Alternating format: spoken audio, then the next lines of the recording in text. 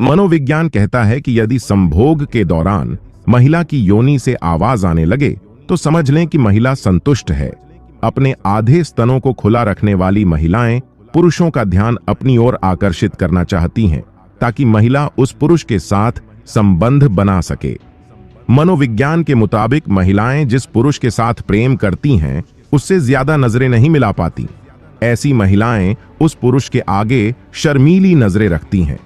योनि से निकला वीर्य आपके चेहरे के दाग धब्बे को मिटा सकती है। यदि कोई स्त्री संबंध बनाने के दौरान चीखती चिल्लाती है तो वहां ऐसी हरकतें संतुष्टि की वजह से भी करती है। महिलाओं में पुरुषों की तुलना में कुछ सूंघने की क्षमता ज्यादा बेहतर होती है, इसीलिए वह गंध को बेहतर तरीके से समझ सकती है। किसी गैर मर्द से संबंध बनाने में वही औरत ज्यादा दिलचस्पी लेती है जिसको उसका पति संतुष्ट नहीं कर पाता। साइकोलॉजी कहती है कोई भी पुरुष अपने जीवन में औरत को चाहकर भी इग्नोर नहीं कर सकता।